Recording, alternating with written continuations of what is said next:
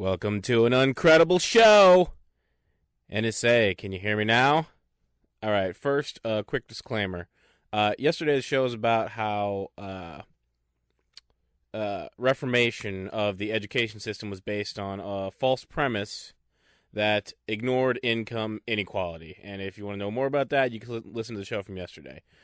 So here's the disclaimer, though. At one point, I characterized the phrase trickle-down economics as a sort of metaphorical sweat droplet from the ass crack of, the rich. So as I was lying there trying to go to sleep afterward, after I uploaded the video and, typed out the description and whatnot, which always takes way longer than it seems like it should, the thought occurred to me that I might have, ganked that characterization from a comedian, right? I was like, where have I heard that before? And the more I thought about it, it occurred to me that it was probably the late, great Bill Hicks. I think that he was the one who described trickle-down economics as sweat coming from an ass crack. He may have described it, almost exactly that way. Now, if that's true, I apologize for that. It wasn't on purpose, but it did sort of raise an interesting question, I thought, right? So, the imagery is pretty specific, obviously, sweat from an ass crack.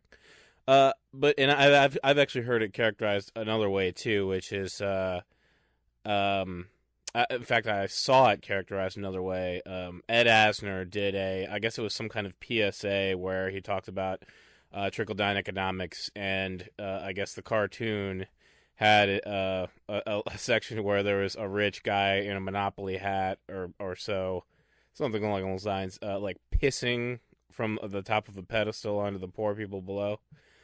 And then, of course, when somebody questioned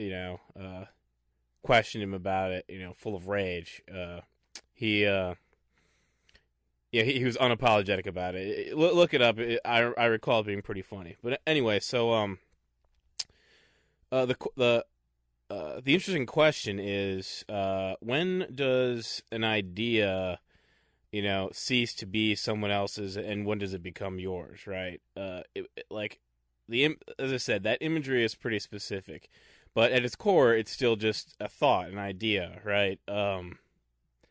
So, when does somebody else's thought that you hear, does it ever become yours? Maybe never, right? Language itself is something learned from thousands of years of accumulated human experience, right? So, think about it. Take a philosophy class. In any case, I'm sorry for stealing the Bill Hicks thing if it was Hicks, and if that's what I did. I know it sounds like a fake apology, but nobody gives real apologies these days. So, fuck you, neither am I. Now, and also, since it's an Uncredible show, I'm exempted from having to, apologize or rationalize or provide evidence for anything. It's in the title. That said, let's go to the huge story of the day. It came out yesterday, and what it is a revelation, right? That the government, this is going to be shocking, is collecting information on, that's not shocking, but wait until you see the scale, right? Every single Verizon customer, indiscriminately, unconstitutionally, but it does appear legally, nonetheless.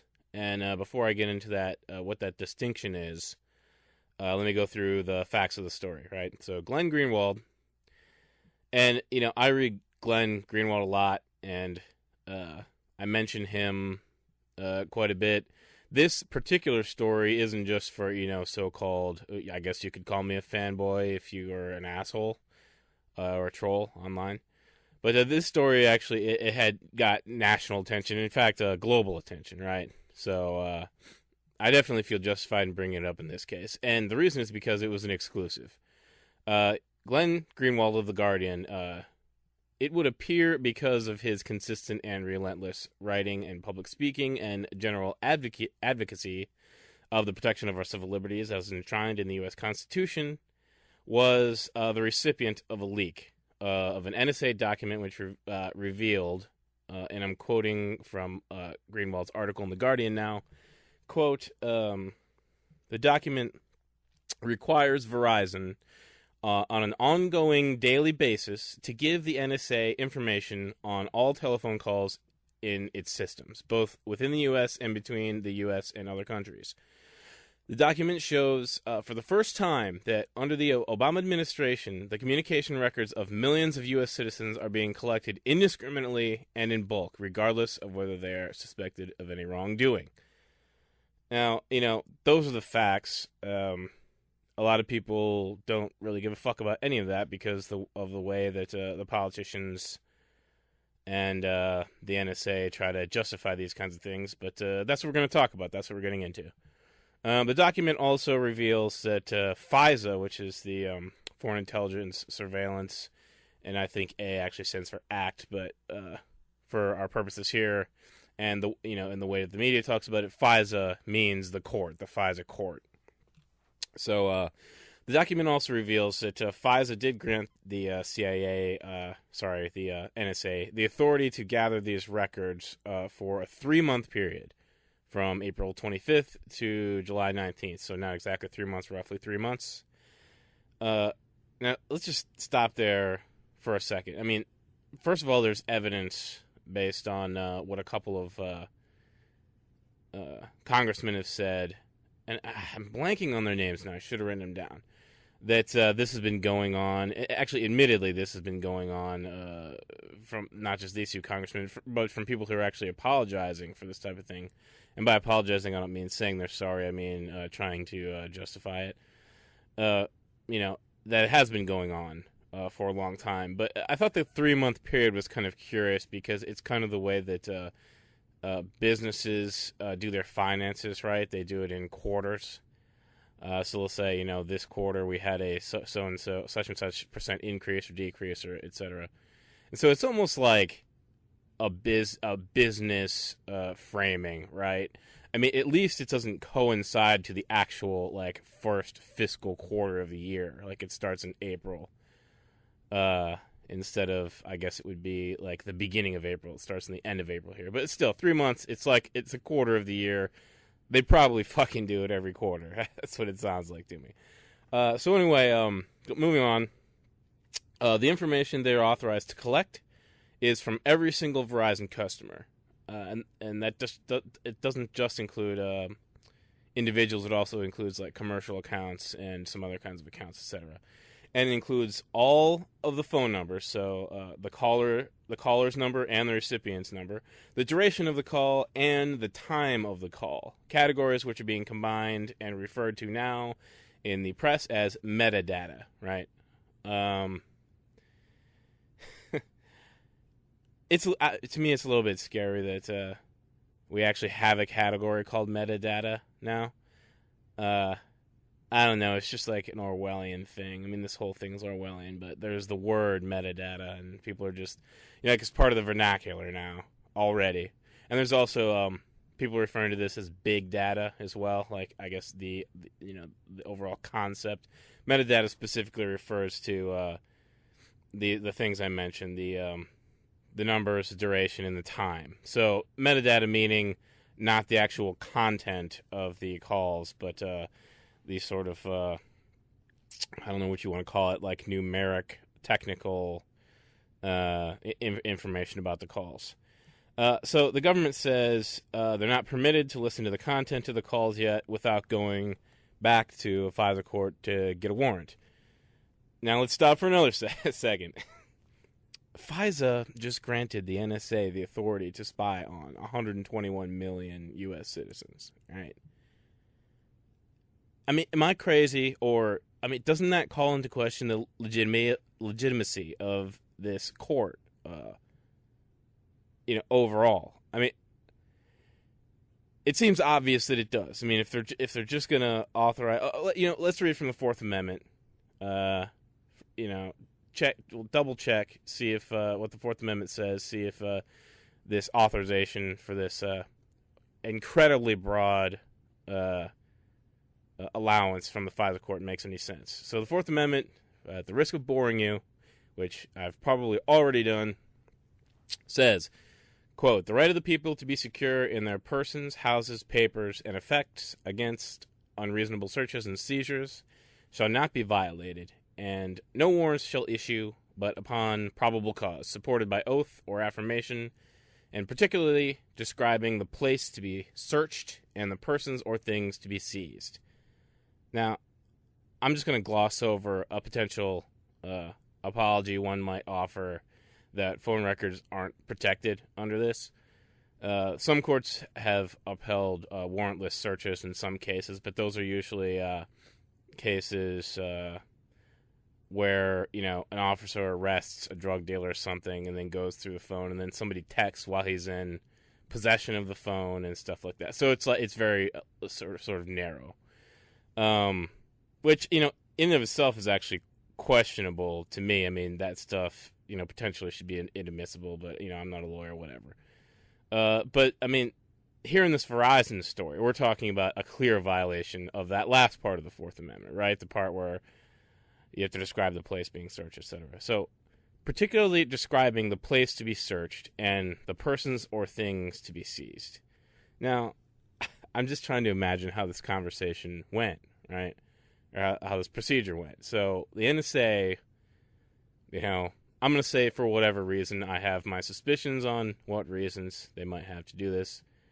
Went to the FISA court, and they said, check this out. We got these particular individuals and a particular place, and we need a warrant to search them, right? And the FISA court's like, oh, yeah?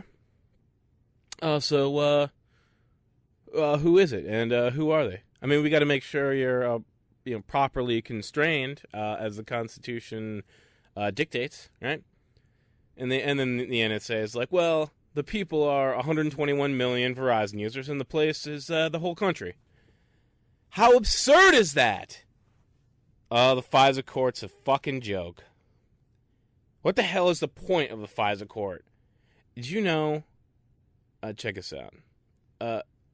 Some politicians, I'll get to that next fact in a second. Some of the politicians coming out in support of this are stressing that the NSA is only collecting the metadata, right, as it is defined. They're not listening to the calls, right? Dianne Feinstein, or I think it's pronounced Feinstein, Democratic California, stresses. This is just, I'm just going to quote her. Quote, I'll just give you some, a little bit of evidence that, what these people are actually justifying it, and I'm not just making it up. This is metadata. There's no content involved. In other words, this is her talking, no content of a communication. The records can only be accessed under heightened standards. So what she's referring to in the heightened standards is this idea that if they decide they want to look into any of this stuff more specifically, any of the metadata, they have to go back to the FISA court, right? So putting aside the incredible, how do you pronounce it, naivety of believing that they're, if not already, will eventually transition this data mining into listening to the content, just on their own because they feel like it. The way that all of this stuff goes. Does any serious person believe the same court that approved this request to indiscriminately spy on 121 million Americans won't approve any request to listen to them, listen to the calls themselves? Did you know, and this is the fact I was getting at before, the FISA court overall, since they've been in existence, approves warrant requests at a rate of 99.921%.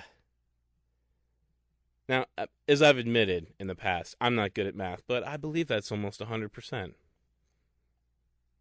And if 100% is almost all of them, right? That's what 100% means? All? It sort of made, when I read that statistic, it made me wonder, which requests didn't the FISA court approve?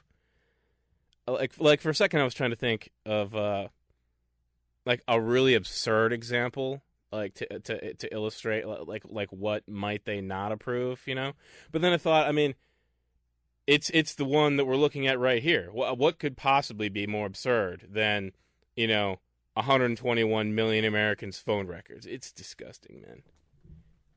FISA court is a fucking joke. Actually, though, it's worse than this, right? Saxby Chambliss is another of the defenders of this ass fucking that they're giving all of us in terms of our civil liberties. I'm going to quote him now. He says, "This is nothing particularly new. This has been going on for 7 years under the auspices of the FISA Authority.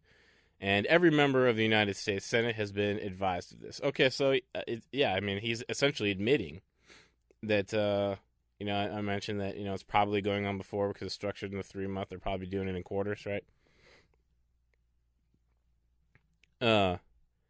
And by the way, that statement is sort of like half throwing Congress under the bus and half justifying it by virtue of, we've been fucking you for so long, why should we stop now type of argument.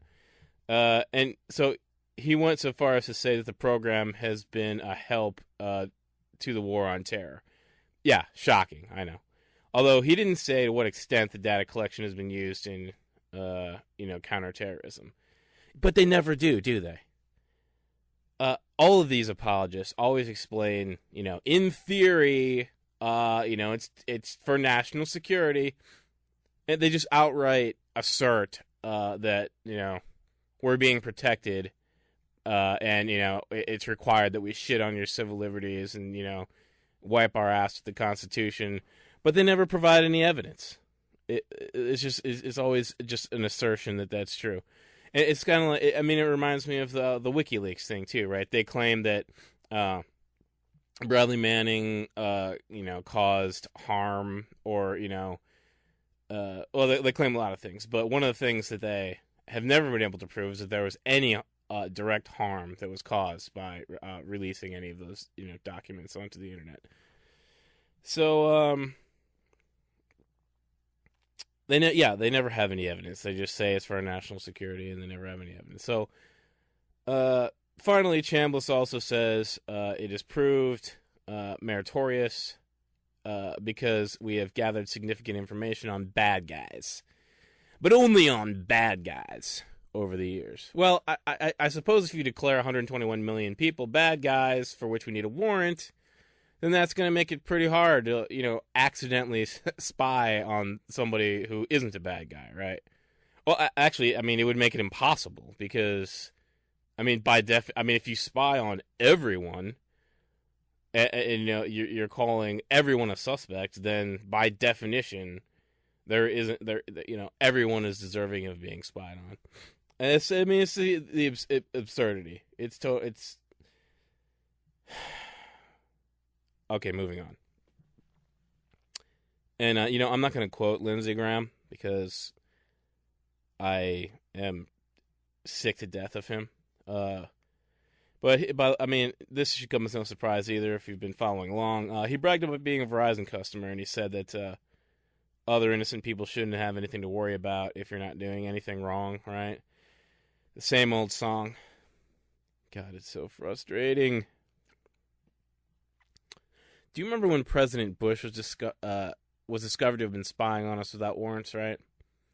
Didn't they say the same thing back then? The ones who tried to justify it, right? And after they were caught, they said, don't worry, it's not you, it's the bad guys, and it's all foreign. Right? Who believed that when they said that? Even if that were ever true, it's clearly not true now. Just like every erosion of our civil liberties, it starts outward. It starts foreign. Or if it doesn't literally start foreign, like not in the country, they start by targeting somebody that will be easy to target, like somebody that they know the entire populace is going to hate. And then inevitably it gets turned inward toward us. And that's another example of somebody else's idea potentially, being sort of co-opted by me and turning it into my own. Because as I was saying that, I was thinking, I think I heard Glenn Greenwald say that somewhere, sometime. Right, express it in a similar way. But it's true. And, it reminds me of the drone story as well, which I'm not going to get into today because I don't think I'm going to have enough time. Now, remember, the apologists are saying that this is different because this is a warrant, right? So the difference between the Bush administration, back then was that they did it without getting warrants at all. And now, because that was before the Patriot Act, and then, they made the Patriot Act to retroactively justify what they had already been doing wrong, which I believe is a violation of the Constitution as well. But they're saying, the apologists this time are saying, well, it's totally legal. And there's a bunch of quotes. I didn't include them. I, was sort of doing this quickly, ran out of time. But that's why I made the distinction between illegal and unconstitutional, right? So this is far from the first time Congress has passed a clearly unconstitutional law like the Patriot Act. But what happens then is it goes to the Supreme Court, or at least we hope. And then they declare it unconstitutional because it violates that last part of the Fourth Amendment. At least we can hope. Now, how much you want to hope about about anything involving our Supreme Court is a whole different question. But forget about the legal shit for a second, right? Let's just say that somehow you still believe Obama followed through on the promises he made in the 2008 campaign about how he was going to end these civil liberties abuses implemented by the Bush administration before him, right? And that was a huge part of his rhetoric, and it was one of those applause lines that he had during his campaign. I mean, I didn't look up those specific quotes either, but. I mean that was one of the the major prongs of his multi pronged plan to convince people that he was a progressive was so rolling back these civil liberties violations, right?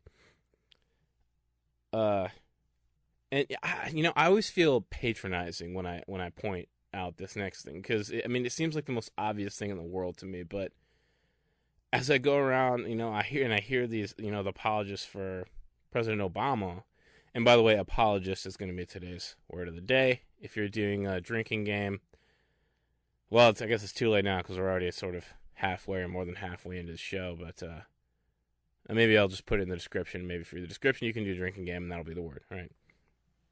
So what happens this is the point, what happens when there's not a benevolent leader? And, we've allowed this kind of data mining, this massive violation of our privacy on, all these people to go unchecked. How can anyone support this? It's so, even you can even just look back to the last election. People who support Obama now, right? Think how much you didn't want Romney to be president because you were afraid of the kinds of violations that he was going to do to our civil liberties and the economy and all that kind of stuff. And generally speaking, he was just like a totally untrustworthy person, right? Think about we institutionalize this kind of stuff. The ability to spy on essentially everyone. And, Obama's not, even if Obama was a benevolent leader, then you have somebody like Romney come in. You can't put that kind of power in the hands of, a position, because you're not always going to have the person that you want in that position. It seems like the most obvious thing in the world. And, the fact that people have to keep explaining this is insane. And I have to ask you, is it you people who try to, support this type of thing? Are you really that scared? Have you read 1984? That book scared me more than any terrorist attack I think ever could. Perhaps even more than maybe not nuclear war. If it was the whole world in nuclear war, that might be more scary. And of course, that that's the kind of thing that the kind of scenario that the apologists are trying to point to. But that's all propaganda. The society that Orwell described makes you sick when you read it. Physically ill. And I remember as I was reading it, and this was The first time I read it was, I don't know, 15, 20 years ago. But that was before my sort of conscious awakening, as a member of society. I didn't really know what I was doing, or, I didn't really have a grasp on the way the world was, or even who I was at the time. But I reread it again, subsequently a few times, but the most recent time was probably about 6 or 7 years ago, right? And, you feel physically ill. It's such a horrible world to live in. But more than that, and this is probably why it makes you so sick when you read it, is that it's so recognizable.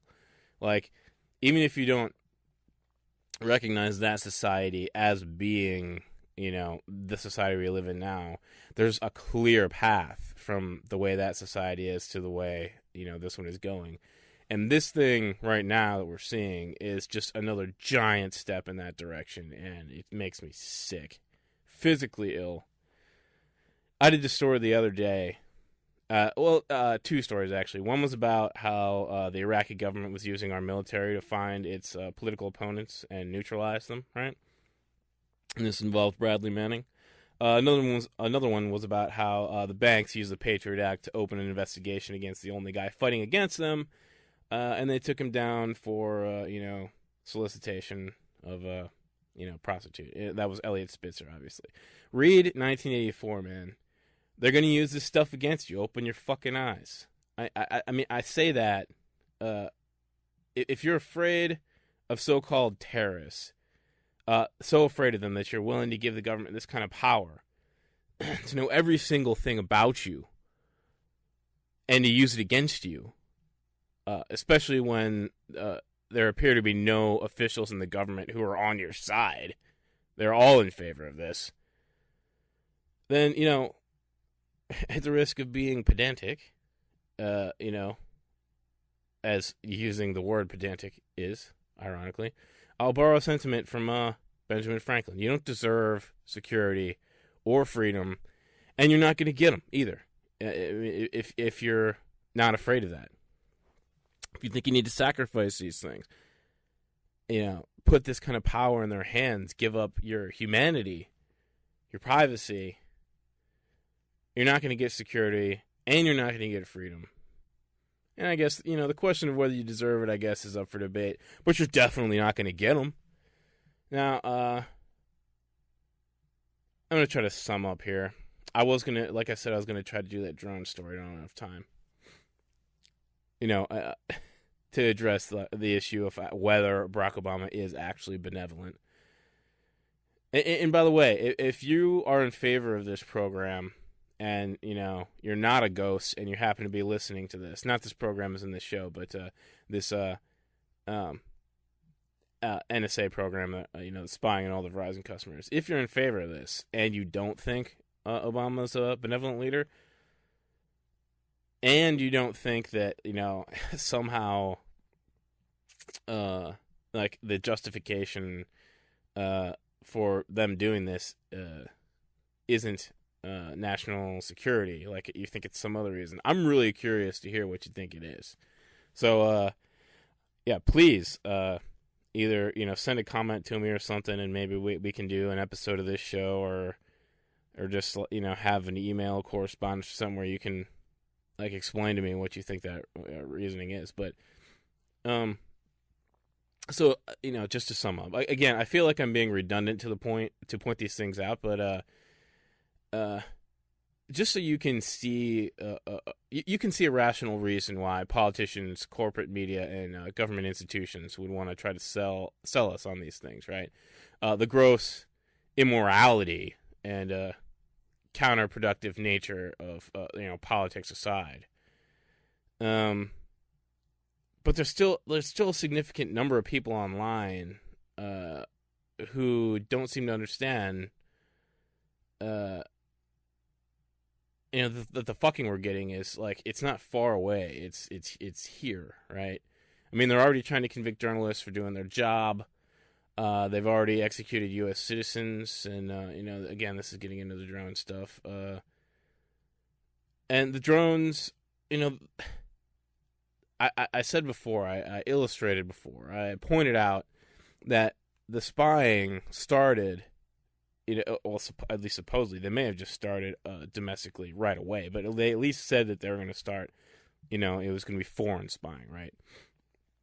And then it got imported here. The drones are next. They're doing it there. They're already starting. It's like it's turning around. It's being pointed back toward this country. And it's always the same justification. The reason they take away our civil liberties is always the same. It's always for our security. So I just want to quote something here. The guy's name is Josh Earnest. He's a White House spokesman. He said that a, quote, robust legal regime reviews government powers under the PATRIOT Act to ensure they comply with the Constitution. So that's their official sort of excuse, that it's legal, right? And then he says this strict regime reflects the president's desire to strike the right balance between protecting our national security and protecting constitutional rights and civil liberties. But they're missing the fundamental point, right? The Constitution itself is this balance that they keep talking about. Balance is the word they keep using, right? The executive branch is charged with, not just the executive, but the entire government is charged with ensuring domestic tranquility to provide for the common defense. That's in the preamble to the Constitution. And then in the Bill of Rights, it details the things the government is prohibited from doing. But that is the balance. So whenever they talk about, there's got to be this balance between national security and civil liberties, they're pretending like the Constitution is something other than what it is. The prohibitions on what the government is allowed to do is the balance against, whatever they have to do, whatever they think they have to do to ensure domestic tranquility. So whenever they violate civil liberties, that's out of balance by definition. And if you read the fucking thing, it's clear. If you think you know the Constitution, I'm not a constitutional lawyer, but I've read it, right? It's clear that that's the whole point of the document. It defines what the government's allowed to do, actively. And then the Bill of Rights is, while doing this stuff, keep in mind, this is a shit you're not allowed to do. It's got specific restraints. And it can't just come in and say those restraints are trumped by the need for security. The government overreach is the breach of security. Now, I'm talking in circles now. If you don't get it, I can't help you any more than I've tried to. Or, as I said, maybe I can. If you have some kind of explanation why I'm wrong, from any of you ghosts, I'd love to hear what it is. If you want to have a discussion, send me a comment. Maybe you can convince me I'm wrong. Okay, so the other two stories I wanted to get into drones, and I wanted to get into this other program called Prism. So I won't get into it now though.